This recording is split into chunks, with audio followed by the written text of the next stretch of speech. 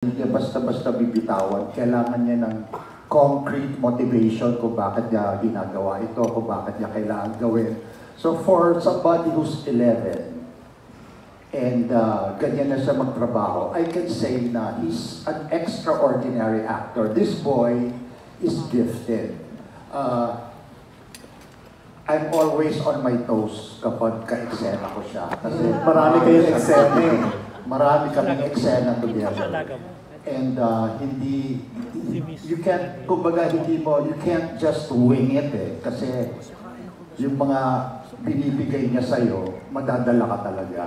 Kaya super enjoy ako kapag ka-eksena ko siya. And not only that, even off camera, pag nag-uusap kami, we just don't talk about the project, but we talk about life.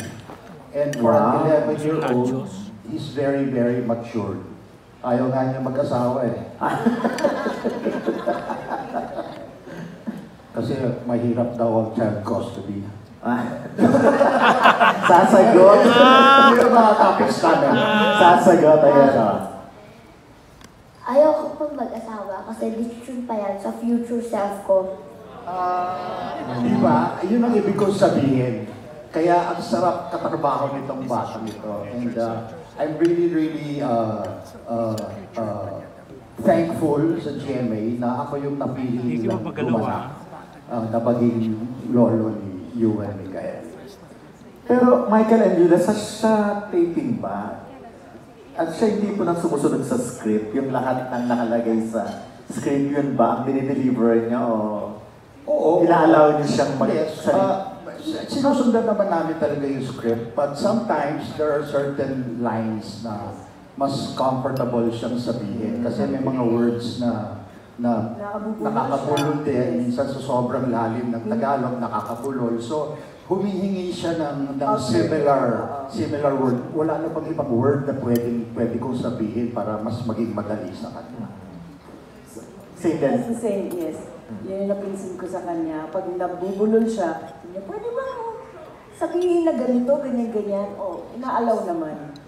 Ayan, okay. Thank you. Deserving siya sa mga napadalunan niyang awards. Yes. Deserving talaga siya. Sobra. Kasi napakagaling itong batang ito. Marami na rin ako nakasamang mga bata sa mga ibang projects. Pero katulad ng sinabi ni Yula, this boy is really extraordinary. Yes. At nag-iisip na rin siya ng business. Itong age na to, he's thinking about the future. Kung ano pang, parang nga talagang hindi bata. Imagine, 11 years old, yun na iniisip na rin niya yan. Bukod sa ibang projects na ginagawa niya, iniisip na rin niya talaga yung future niya. So, paano treatment mo siya sa kanya sa set? Well, individual na hindi I mean, you talk to him na parang bata or... Hindi. Kasi parang ano siya eh, parang ka-age din namin siya makipag-usap. Although may likot lang minsan habang nagsasalita, di ba? Pero no nonsense ang batang ito. Minsan may pagkamakulit. Yung pagiging bata talaga, pero oras na pagdating ng take, he will really deliver. Thank you very much. Maraming salamat. Thank you. Thank you so much, Mr. Dondon Sermino of Abandon News Online. Next, we have Miss Rose Garcia of PAP. Rose!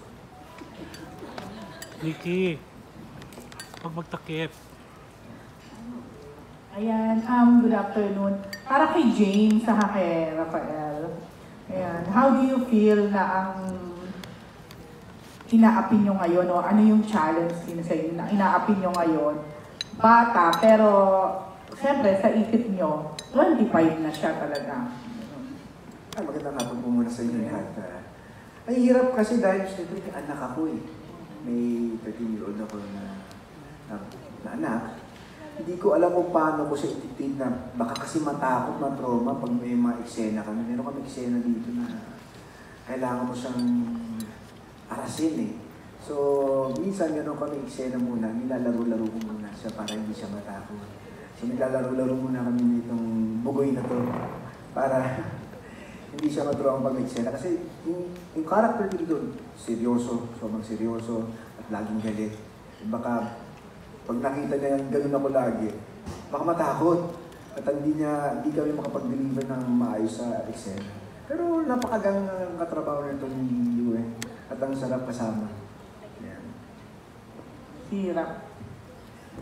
Hi, long time. Maraming salamat una sa lahat sa pagpunta ninyo dito. Thank you for your time. I don't think naman na inaapi ko si Yuan sa show na to. Pero personal experience ko na lang is, personally, pag nasa set ako, medyo kinakabahan ako pag batang katrabaho ko kasi baka mamaya may attitude or inaantok na or hindi pa memorize yung lines. So, in-expect ko na tatagal yung eksena at magiging mahirap yung araw. Pero, nung una kong na-meet si Yuan Michael sa story conference, ang in-expect ko na unang lalabas sa bibig niya, hello po, ako po si Ganagwe, ganyan. Pero hindi.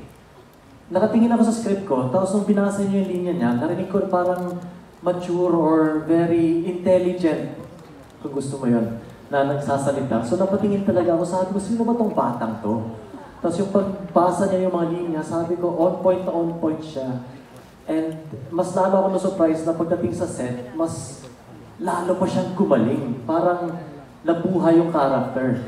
At pag off-screen naman, ang kausap mo, parang hindi bata. Parang very intelligent na human being na, I have to say bro, huwag ka umiyak ha, na if ever one day magkaanak ako at lumaki siya katulad mo, sana kasing talino mo at kasing galing mo. So, yun lang. Yun lang ako po. Salamat. Yun na. Umiyak ko. Okay, thank you, Rafael S.J. Kay Nadine. Nadine, was it sa pagbabalik, teleserye, at the same time, pagbabalik ka puso ulit at active na ulit, ba? Yun. And how was it also being a mom to you when here? Hello everybody. Good afternoon. Actually, nung una ko nakilala si Yuen sa workshop pa lang, sabi ko, itong batang to, hindi siya bata. Sobrang matured and sobrang lalim. Malalim siyang bata. So, marami siyang pinaguhugutan, marami siyang... Basta malalim siya eh. So, nung naka-eksena ko siya, nakikita ko sa kanya yung anak kong lalaki. So, every time magka-eksena kami, nadadalian na ako. At the same time, magaling si Yuen. So, masarap siyang ka-eksena, lalo na pagdating sa iyakan. So, ayun, happy ako sa first project na pagbabalik ko. Ito yung naging project ko, tapos nakasama at nabigyan ako ng opportunity na makatrabaho sa Yuen. Thank you. Thank you. Last na lang kay Yuen. Yung ano ang feeling mo? Parang may tribute sa'yo ngayon. Hindi yun. How do you feel na pinagkatiwalaan ka ng GMA ng ganitong kalaking project? And of course, ikaw yung title role, kayo talaga iikot yung kwento.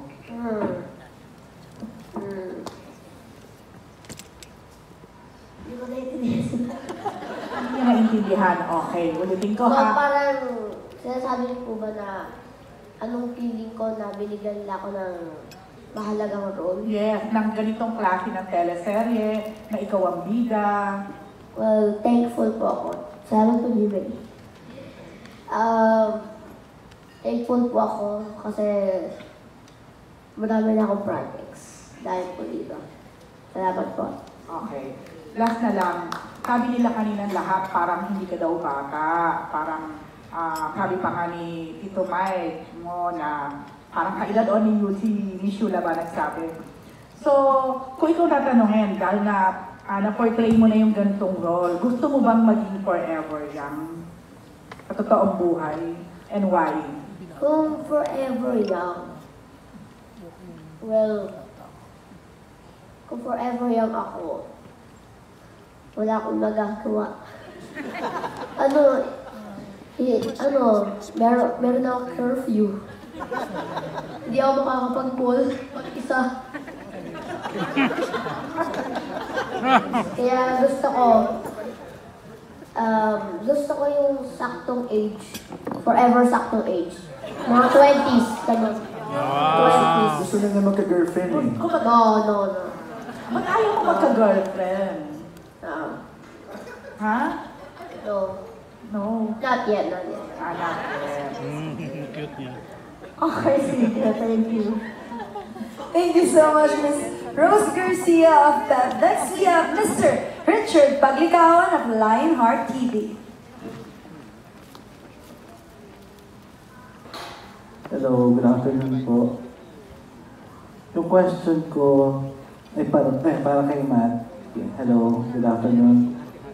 Very child-friendly yung image ni Matt kasi from being a kuya, kaya ang actor ngayon, parang ikaw yung best friend ni Yuel dito. So, pwede bang share mo yung kung paano na-break yung ice between the two of you, paano naging mas solid yung kasi syempre bata pa niya si Yuel eh. And paano nagmamatch yung charm at saka energy ninyong dalawa sa set?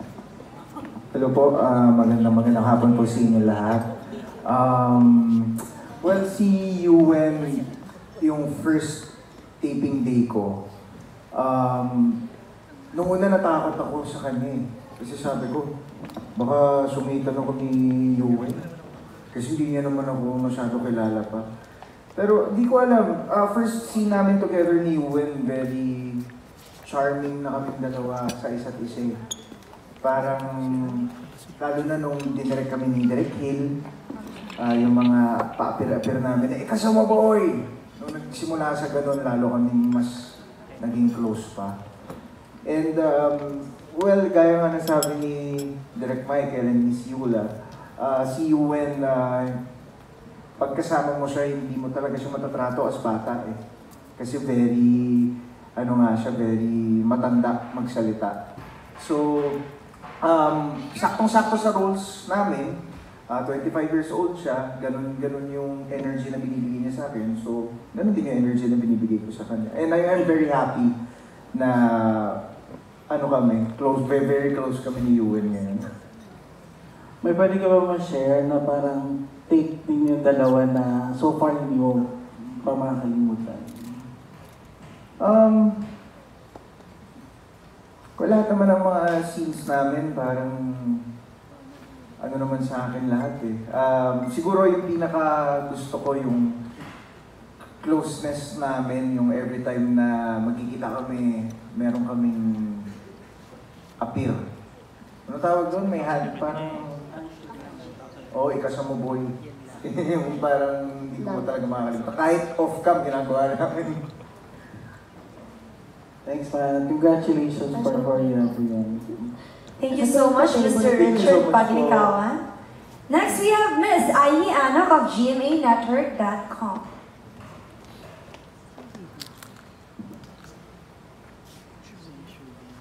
Hello po. My first question po is for Althea and Abdul. Ito ba yung first team up nyo together? And how's the process of getting to know each other and building chemistry?